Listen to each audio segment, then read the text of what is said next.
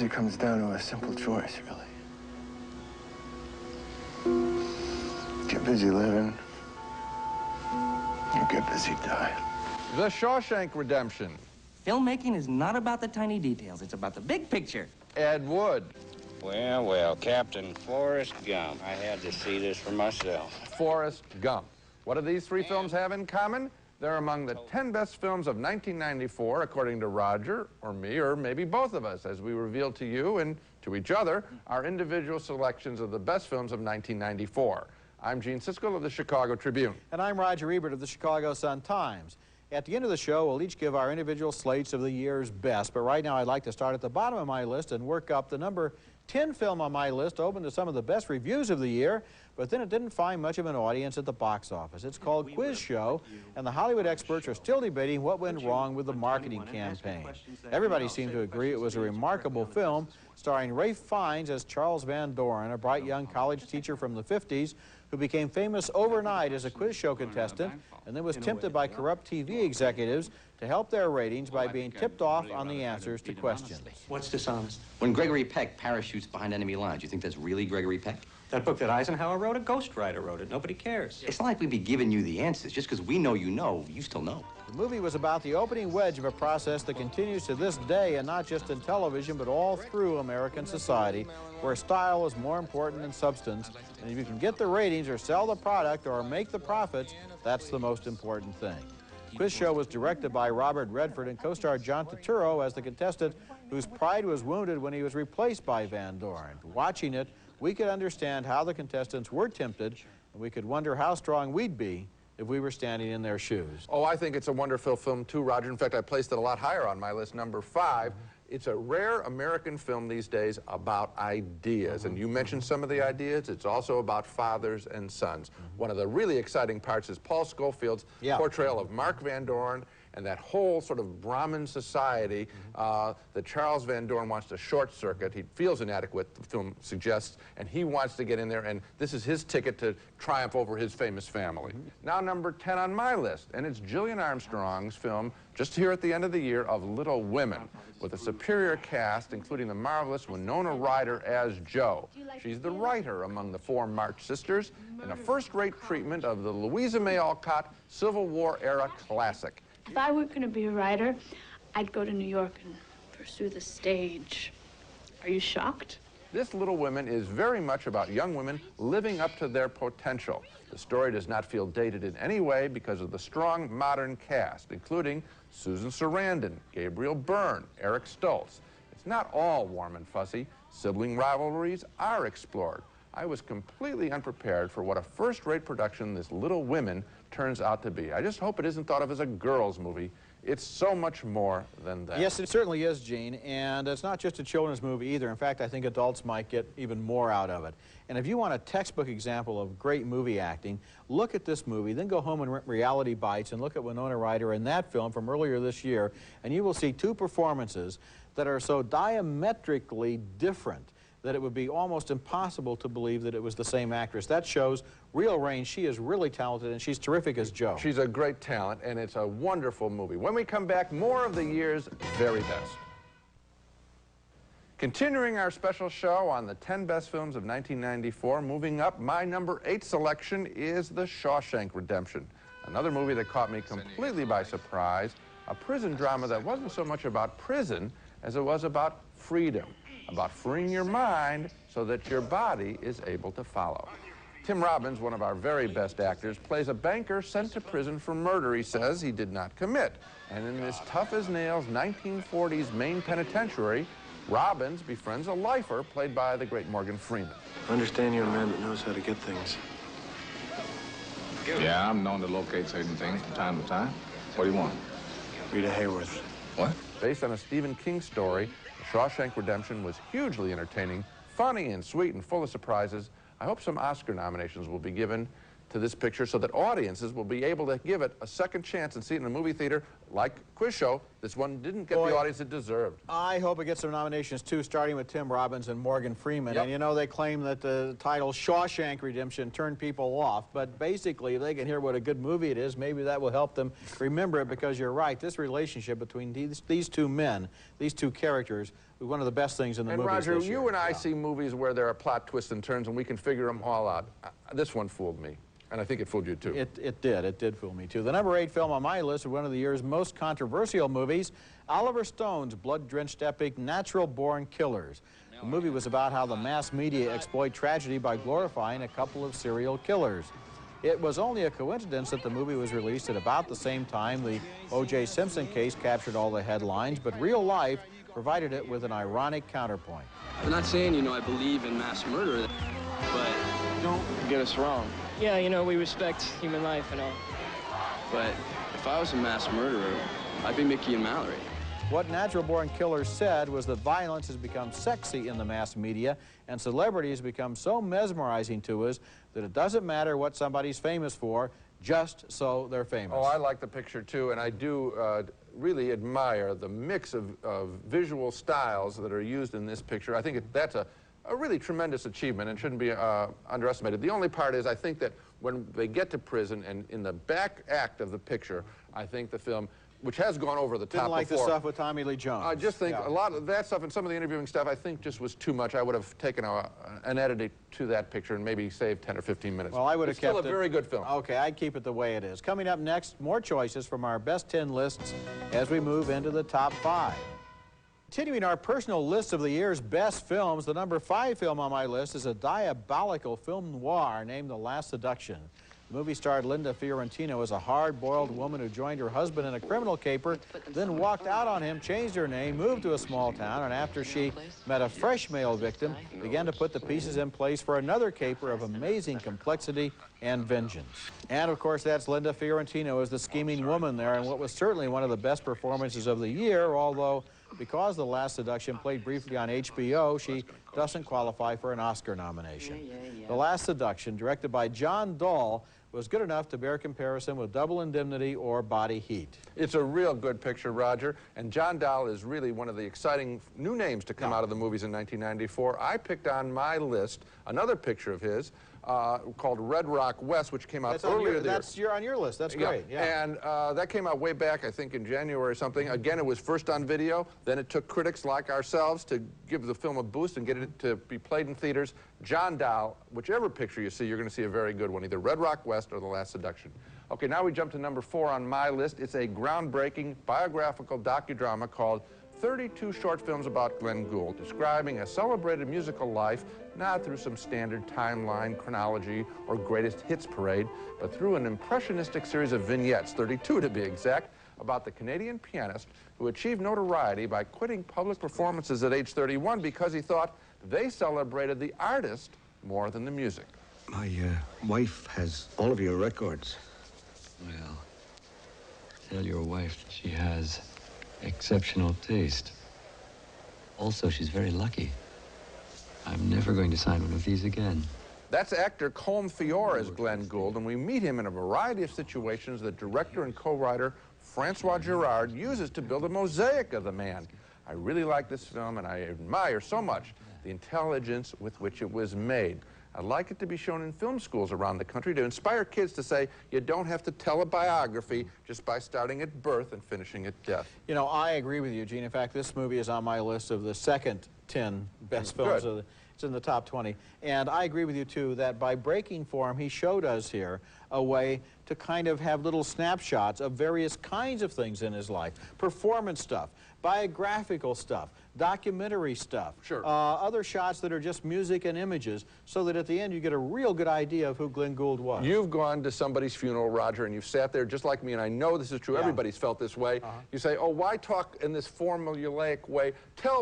Everybody just get up and tell a story about the person. Then we'll know how they really lived. Absolutely. This is how you learn about a man's life. Okay, when we come back, continuing the countdown of the year's best films. 10 best films of 1994. Number 3 on my list is Tim Burton's loving tribute to a bad filmmaker, Ed Wood, about the now campy 50s director and cross-dresser who lived to make movies even though he wasn't very good at it, butchering sci-fi stories and psychological dramas with the same heavy hand.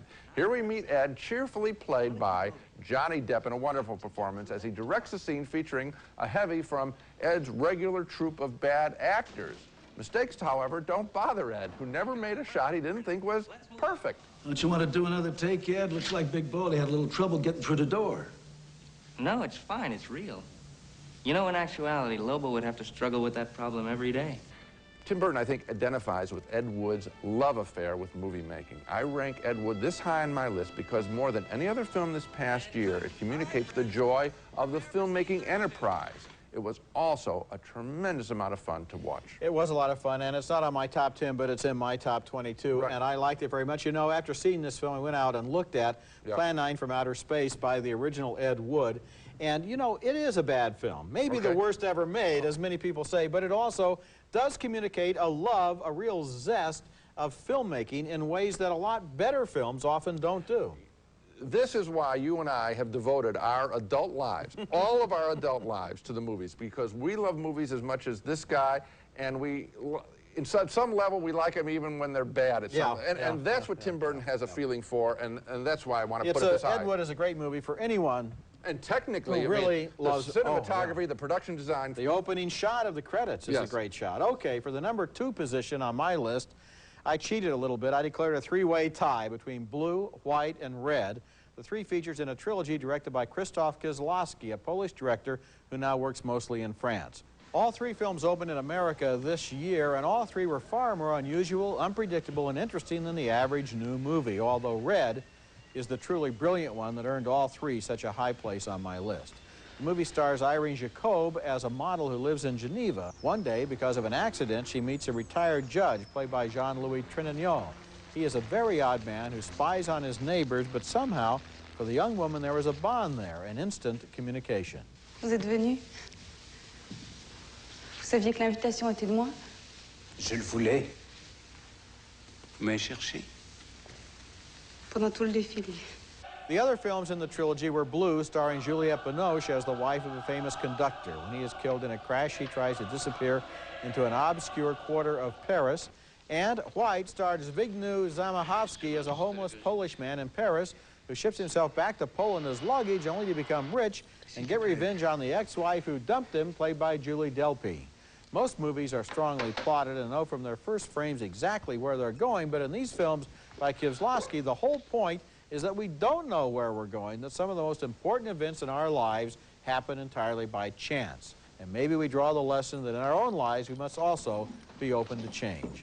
White and Blue are available on home video. Red is still playing in theaters. It's a wonderful series of films, and I think that the point that I got out of the pictures is because there is so much chance involved, that we ought to take it a little easy on ourselves, be a little less tough on ourselves, like the judge is in this picture, like the woman whose husband dies in the first picture in Blue, which is my favorite actually of all 3, except for this great final sequences in Red, which makes the whole series work so well. Again, what we're endorsing with this picture is movies that don't proceed in this straight, linear fashion. And it's a great achievement. Coming up next, our choices for the best film of 1994.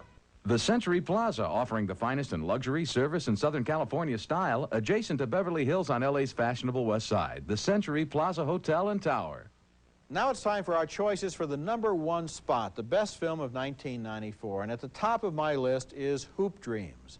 This is the brilliant and completely absorbing documentary about crucial years in the lives of 2 Chicago youngsters named William Gates and Arthur Agee, who dream of someday being pro basketball stars. It isn't often a movie takes the time or has the patience to allow us to grow up with its characters, but the texture of real life is right there on the screen in Hoop Dreams as we see these 2 kids recruited off the inner city playgrounds and given scholarships to a suburban school with a famous basketball program. The point is often made in the movie that Isaiah Thomas also started in the inner city and also attended this same school before going on to stardom. Then he goes to St. Joseph High School, and the guy gets cut. Say, Tom was real good. Why did he get cut? See, Tom didn't learn the fundamentals of team basketball, which is what you're learning how to play. There are setbacks along the way, including an injury for William, and Arthur has to drop out and return to the city school in his neighborhood. If he was going out there and he was playing like they had predicted him to play, he wouldn't be at Marshall. Economics wouldn't have had anything to do with him not being in St. Joe. Somebody would have made some kind of arrangement, and the kid would have still been there. Hoop Dreams was made by 3 men, director Steve James, producer Frederick Marks, and photographer Peter Gilbert, and it was an act of faith on their part. They shot hundreds of hours of film about the lives of these kids so that almost every moment of any importance is here. We get to know Gates and Agee and their families, and in the process, we get an understanding of inner city life that is totally unlike the images that so dominate the media. We see how strong the black families are, how much they care for their children, and how hard these kids are willing to work. Of course, the odds against becoming an NBA star are astronomical, but that's part of the story, too. Well, Roger, this is also my choice as the best film of 1994. It's the best picture that I saw. It has the greatest reach of any film. This is an 8-year project by these 3 filmmakers. I've heard people say, oh, it's 3 hours. Well, if these guys can spend 8 years out of their lives, can you think you can spend an hour more than you spend on, let's say, seeing Richie Rich? I think you can handle that. I think audiences can handle that. The story's completely surprising. Basketball shots, a free throw, one of the most boring things in all of basketball, takes on an importance here in just the way you're talking about, where you're thinking about not just the score of the game, but what that shot will mean to the kids and their families. And their families. This movie has twists and turns in it that you wouldn't believe in a fiction film. It keeps you absolutely on the edge of your seat. You're right. You're living with these families, and they're great families. Having said that, now let's take a look at my number 2 pick, which is Quentin Tarantino's Pulp Fiction. I think this really is, these 2 are the big films of 1994. Another film that broke ground both in terms of language and story construction, a circular story construction that had you examining, for example, a character's life after you've seen him die. And I like that. I know this picture turned off a lot of people with its violence, but I want to celebrate writer-director Tarantino for creating some of the freshest dialogue I've ever heard since the stage work of David Mamet, as we follow 2 killers, John Travolta and Samuel L. Jackson, as they carry out mob business.